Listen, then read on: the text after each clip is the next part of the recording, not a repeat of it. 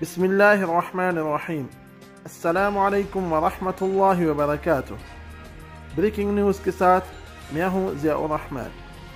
झूठ जो हर मजहब में गुनाह समझा जाता है, और यहाँ तक कि इस्लाम में कुरान मजीद के अंदर झूठे पर लानत का लफ्ज़ इस्तेमाल किया गया है, लेकिन कुछ लोग इसको बहुत ज़्यादा बोलते हैं। कल मुल्तान के जलसे में मरियम नवाज़ ने बहुत ज़्यादा झूठ बोला, जिसके बारे में हमें मालूमात दे रहे हैं वज़ीर खाकसार। अस्सलामु अलैकुम वरहमतुल्लाहि वबरकातुह।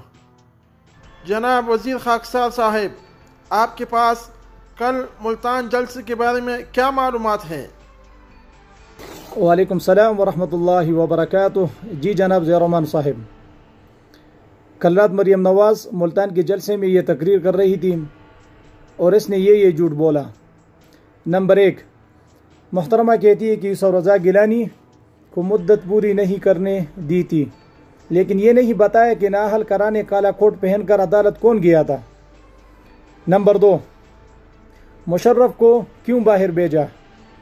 मेरे ख्याल में अब अब्बू से पूछे कि किस वज़ीर ने ECL से नाम निकाला और किसकी हुकूमत में भेजा गया।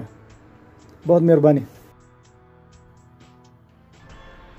ये थे जनाब वज़ीर खाकसार साहिब, बहुत बहुत शुक्रिया।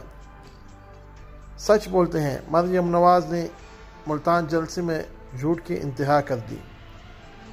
वो कहती है कि ज़ुल्फ़िकार भुट्टो के जनाजे के बाद किसी को उसके जनाजे में शिरकत नहीं करने दी गई, लेकिन वो ये भूल गई कि उसको फांसी देने वालों को उसके अब्बा मोहसिन कहा करते थे।